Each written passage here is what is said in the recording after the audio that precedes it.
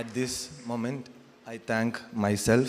What's your name? Shane. The most controversial actor of recent times. The very talented youth heartthrob. Hi faceless ആണ്. ഇന്ന് ഞാൻ സംസാരിക്കാൻ പോകുന്നത് Shane നിഗത്തിന്റെ career ഗ്രോത്തും അതുപോലെ തന്നെ ഡൗൺഫോളിനെ കുറിച്ചുമാണ്. ഒട്ടും പേടിക്കണ്ട, കറക്റ്റ് സ്ഥലത്താണ് വന്നേക്കുന്നത്. മിമിക്രി കലാകാരനും നടനുമായ അബിയുടെ മകനായ ഷെയ്ൻ നിഗം തന്റെ അഭിനയ ജീവിതം ആരംഭിക്കുന്നത് ബാലതാരമായിട്ടാണ്. അൻവറിലാണ് ആദ്യമായിട്ട് ഷെയ്ൻ നിഗം അഭിനയിച്ചത്. അതിനു മുമ്പ് അമൃത ടിവിയിലെ റിയാലിറ്റി ഷോയില് ഡാൻസ് ചെയ്ത് വിന്നറായ ആളാണ്. For the next performance, let's welcome Shane. Hi viewers, അടുത്തൊരു ഡി ജെ റൗണ്ടാണ്. ഇപ്പോൾ സാവിച്ച് ചേട്ടന് ഒരു പാട്ട് തരും, അതിനനുസരിച്ച് ഡാൻസ് കളിക്കണം. ഇപ്പോൾ കുറച്ച് ടെൻഷൻ ഉണ്ട്. നിങ്ങളെല്ലാവരും കാണണം, എന്നെ സപ്പോർട്ട് ചെയ്യണം. പക്ഷെ അതിന്റെ പേരിൽ കുറച്ച് കോൺട്രവേഴ്സി ഒക്കെ ഉണ്ടാവുകയും ചെയ്തിരുന്നു. കാരണം ആ സമയത്ത് അമൃത ടിവി പറ്റിച്ചു എന്ന് പറഞ്ഞ് അബി ഉൾപ്പെടെ അതിനെതിരെ കേസ് കൊടുത്തതാണ്. പിന്നെ എന്നാൽ അതിനു മുൻപ് തന്നെ മറ്റൊരു റിയാലിറ്റി ഷോയില് പാടാൻ പോയി നിൽക്കുന്ന അബിയുടെ വീഡിയോകള് ഇപ്പൊ യൂട്യൂബിലൊക്കെ വൈറലാണ്.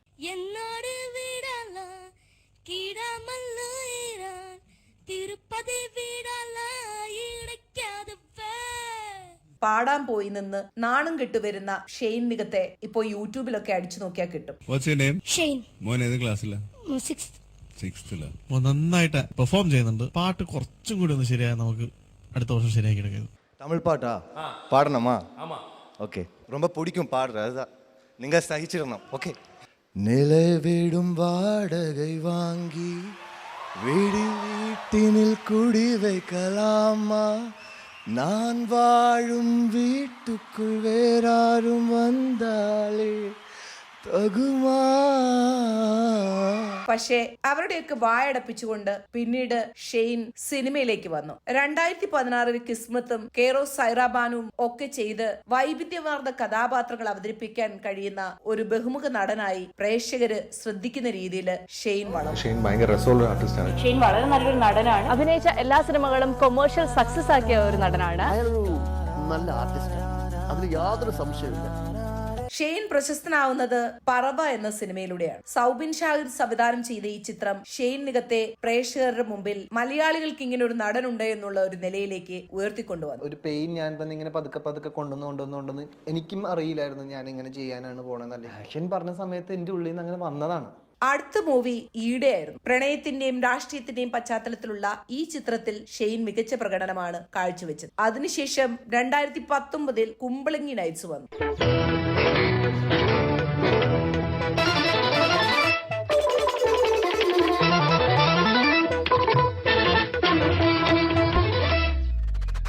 ഇതൊരു ബ്ലോക്ക് ബസ്റ്റർ ചിത്രമായിരുന്നു. ഷെയ്നെ മലയാള സിനിമയിലെ ഏറ്റവും വാഗ്ദാനപരമായ യുവതാരമെന്ന നിലയിൽ ഈ സിനിമ ഉയർത്തിക്കൊണ്ടുവന്നു. ഷെയ്ന്റെ ഒരു കഴിവെന്ന് പറഞ്ഞു കഴിഞ്ഞാൽ ഭയങ്കര നാച്ചുറൽ ആയിട്ടുള്ള അഭിനയമാണ് ഷെയ്നെ പ്രേക്ഷകർക്ക് പ്രിയങ്കരനാക്കിയത്. ഷെയ്ൻ അഭിനയിച്ച മിക്ക കഥാപാത്രങ്ങളും യുവാക്കളിലേറെ സ്വാധീനമുണ്ടാക്കുന്ന കഥാപാത്രങ്ങളായിരുന്നു. അതുകൊണ്ട് തന്നെ മലയാള സിനിമയിലെ യുവതാരങ്ങളിൽ ഒരാളാവുകയായിരുന്നു ഷെയ്ൻ ചെയ്തുകൊണ്ടിരുന്നത്. Best actor special mention Malayalam Shane Nigam അവർകൾ.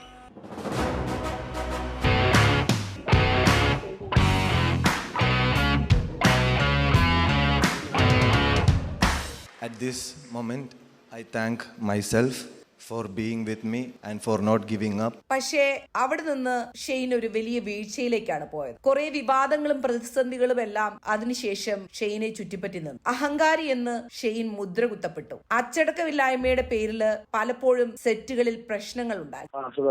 എന്താണ് വൈകുന്നേരം അടിമാലി പ്ലാൻ ചെയ്യട്ടെ? ചെയ്യണ്ട. ഇമോഷണൽ സീനെ പറ്റി ചെയ്യാൻ പറ്റില്ല. അത് കാര്യം ഇയാൾ മരിച്ചിട്ട് കിടക്കുന്ന സീനല്ലേ, അങ്ങനെയൊക്കെ വന്നിട്ട് പെട്ടെന്ന് അഭിനയിക്കണം. അല്ലെങ്കിൽ ഒരു കാര്യം ചെയ്യണം, ഒരു 11 മണി 12 മണി ഷൂട്ട് പ്ലാൻ ചെയ്യണം. അങ്ങനെ അത് ആ സമയം കൊണ്ട് ഞാൻ ചെയ്യാം. 2019 ഷെയ്ൻ വെയിൽ, കുർബാനി എന്നീ ചിത്രങ്ങളുടെ നിർമ്മാണത്തിനിടയിൽ ഡ്രഗ് ഉപയോഗിച്ചു, അതുപോലെ തന്നെ അനുസരണയില്ലായ്മ കാണിച്ചു, അതുപോലെ സമയത്തിന് സെറ്റിൽ എത്താതെ സമയത്തിന് ഷൂട്ട് ഫിനിഷ് ചെയ്യാതെയൊക്കെ ഇരുന്നു എന്നുള്ള ആരോപണങ്ങൾ വന്നു. ഷൂട്ടിങ്ങിന് വൈകി എത്തുക ഷെയ്ന്റെ ഒരു പ്രത്യേകതയായി വന്നു. തന്റെ ഇഷ്ടങ്ങൾക്കനുസരിച്ച് ഓരോരോ ആവശ്യങ്ങൾ മുന്നോട്ട് വെച്ചുകൊണ്ട് ഷൂട്ടിംഗ് സെറ്റില് പണി കൂട്ടിക്കൊടുത്തു. ഇടയ്ക്കിടയ്ക്ക് മിസ്സിംഗ് ആയിക്കൊണ്ട് ഷൂട്ട് പൂർണ്ണമായി നിർത്തിവെപ്പിച്ചു. ഞാൻ പറഞ്ഞ സത്യാവസ്ഥകളാണ്. ഞാൻ പറഞ്ഞ കാര്യങ്ങളൊന്നും ഞാൻ തിരിച്ചെടുക്കുന്നില്ല. ഒരുപാട് ഉണ്ടാക്കണ്ടാട്ട. എല്ലാ മനുഷ്യരും നല്ലവരായ നല്ലവർക്ക്. One love. ഇതിനെ തുടർന്ന് കേരള ഫിലിം പ്രൊഡ്യൂസേഴ്സ് അസോസിയേഷൻ ഷെയ്നെ താൽക്കാലികമായി വിലക്കി. 2023 ഫെഫ്കയും KFPയും ഷെയ്നെ വീണ്ടും നിരോധിച്ചു. അതിന് കാരണം ഷൂട്ടിംഗ് ലൊക്കേഷനിലുള്ള മദ്യപാനവും അച്ചടക്ക കുറവുമായിരുന്നു. വീണ്ടും മുന്നേ പറഞ്ഞ പോലെ തന്നെ ഷൂട്ടിംഗ് നടക്കുന്ന സമയത്ത് ആള് മിസ്സാകുന്നതും കൂടാതെ ഡ്രഗ് യൂസിന്റെ പേരിലും ഒക്കെയായിരുന്നു നിരോധനം. ഞാൻ അങ്ങനെ ഒരു അസോസിയേഷനിലോ ഒരു ഇൻഡസ്ട്രിയിലോ നിൽക്കുന്ന ഒരാളൊന്നുമല്ല. എനിക്കങ്ങനെ ഞാൻ പറഞ്ഞിട്ടുണ്ടല്ലോ ഒരു ഇന്റർവ്യൂ തന്നെ പറഞ്ഞു, ഞാൻ ഈ അഭിനേതാവ് എന്ന് പറഞ്ഞിട്ട് അങ്ങനെ നിൽക്കണം അങ്ങനത്തെ ഒരു മൂഡല്ല എനിക്ക്. അതായത് എൻ്റെ കൂടെ ഒരു 20 മിനിറ്റ് പോലും ചിലവാക്കാത്ത ആൾക്കാരാണ് ഈ വക ഡയലോഗുകൾ അടിക്കുന്നത്. പിന്നെ ഞാൻ എന്താ പറയുക, എന്നെ കുറിച്ച് പറയണല്ലേ, പറയട്ടെ ഏട്ടാ, ഞാൻ എന്ത് പറയാനാണ്. 2024 വിവാദ പരാമർശങ്ങളുമായിട്ട് വീണ്ടും ഷെയ്ൻ തിരിച്ചു വന്നു. ലിറ്റിൽ ഹാർട്സ് എന്ന സിനിമയുടെ പ്രചാരണത്തിനിടെ സഹതാരമായ ഉണ്ണി മുകുന്ദനെതിരെ ഷെയ്ൻ നടത്തിയ പരാമർശം ഭയങ്കരമായിട്ട് വിവാദമുണ്ടാക്കി. എനിക്ക് ഷെയ്ൻ മഹിമ കോംബോ ആണ് ഇഷ്ടം. പക്ഷെ ഞാനൊരു ഒരു മഹി അല്ല ഉണ്ണി മുകുന്ദൻ ഫാൻസ് ഇന്ത്യ ഉംഫി, പ്രത്യേകിച്ച് ഉണ്ണി ഫാൻസിന് അത് സഹിക്കാൻ പറ്റുന്നതിൽ അപ്പുറമായിരുന്നു. ഉണ്ണിയെ കുറിച്ച് പറഞ്ഞപ്പോൾ ഊഫി എന്ന് സംബോധന ചെയ്തായിരുന്നു ആ പരാമർശം. പക്ഷെ അതിനുശേഷം ഷെയ്ൻ ഉണ്ണിയോട് മാപ്പ് ചോദിച്ചുവെന്നും ആ മാപ്പ് ചോദിച്ച് മെസ്സേജ് അയച്ചുവെന്നും ഒക്കെ ഷെയ്നും പറഞ്ഞു, ഉണ്ണിയും പറഞ്ഞുവെങ്കിലും ആരാധകർ ഷെയ്നെ വെറുതെ വിടുന്നില്ല. ഞങ്ങളൊരു ആ ഇന്റർവ്യൂ മൊത്തമായിട്ട് കണ്ടായിരുന്നു മനസ്സിലായി. ഞങ്ങൾ അങ്ങനെ ഒരു നമ്മളുടെ ഒരു ഫ്രണ്ട്സ് അങ്ങനെ ഒരു തമാശ പറഞ്ഞു പോണതിന്റെ വീട്ടിൽ അറിയാതെ പറഞ്ഞു പോയി കുറച്ച് കാര്യങ്ങൾ. പക്ഷെ അതിന് ഉണ്ണിച്ചേട്ടൻ ഞാൻ പേഴ്സണലി മെസ്സേജ് അയച്ചായിരുന്നു. ഉണ്ണിച്ചേട്ടനും അല്ലെങ്കിൽ ഉണ്ണിച്ചേട്ടന്റെ ഫാൻസിനും അങ്ങനെ ഒരു ഹേർട്ട് സംഭവിച്ചിട്ടുണ്ടെങ്കിൽ ഞാനത് പരസ്യമായിട്ട് മാപ്പ് ചോദിക്കുകയാണ്.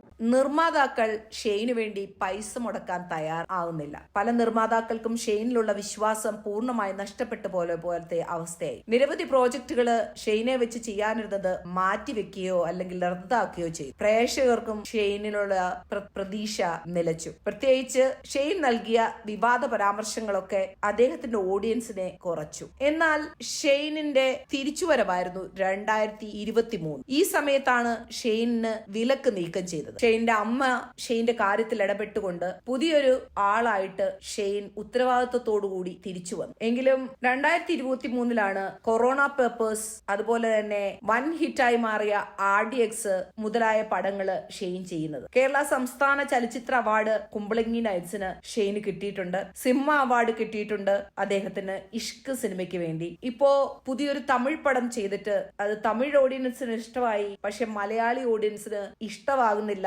അല്ലെങ്കിൽ അത് സിനിമ കൊള്ളില്ല എന്നുള്ള പ്രചരണത്തിന്റെ ഭാഗമായിട്ട് സിനിമ ഓടുന്നില്ല എന്ന് പറഞ്ഞിട്ട് പേര് സത്യ, ഊര് പുതുക്കോട്ടെ.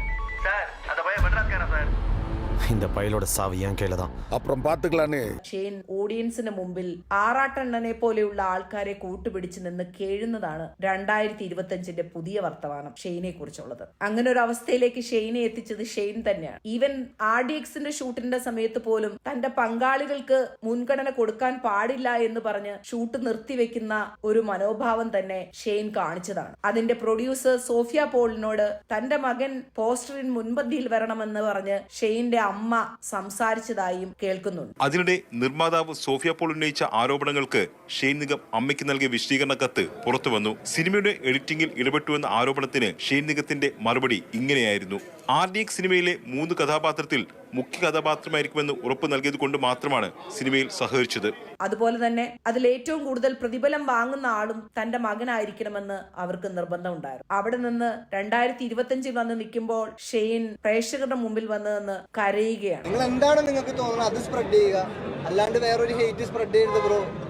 ഒരുപാട് പറയണില്ല, പറഞ്ഞത് ചിലപ്പോൾ കണ്ണൊക്കെ അറിഞ്ഞു ബ്രോ. അങ്ങനത്തെ സീനിലാണ് ഞാൻ നിൽക്കുന്നത്. അഭിനയിക്കാൻ മാത്രം കഴിവുള്ള ഒരു പ്രതിഭയല്ല, അദ്ദേഹത്തിന് സംഗീതത്തിൽ താല്പര്യമുള്ള ആളാണ്. പറവയിലെ സൗണ്ട് ട്രാക്കുകളൊക്കെ ആലപിച്ചിട്ടുള്ള അദ്ദേഹമാണ്. അതുകൂടാതെ ആൽബംസ് ഒക്കെ വഴിയായിട്ടും അദ്ദേഹത്തിന്റെ മ്യൂസിക്കിലുള്ള ടേസ്റ്റ് കാഴ്ചവെച്ചിട്ടുണ്ട്. അതുകൂടാതെ ഫോട്ടോഗ്രാഫിയിൽ അദ്ദേഹത്തിന് കഴിവുണ്ട്. സോഷ്യൽ മീഡിയ വഴി പലതവണ താനെടുത്ത ചിത്രങ്ങളും ഒക്കെ അദ്ദേഹം പങ്കുവച്ചിട്ടുണ്ട്. പിന്നെ അദ്ദേഹത്തിന്റെ ഏറ്റവും നല്ല ക്വാളിറ്റി ആയിട്ട് കാണുന്നത് അഭിനയം കൂടാതെ ഡാൻസ് ആണ്. ഷെയ്ൻ നിഗം മികച്ചൊരു ഡാൻസറാണ്.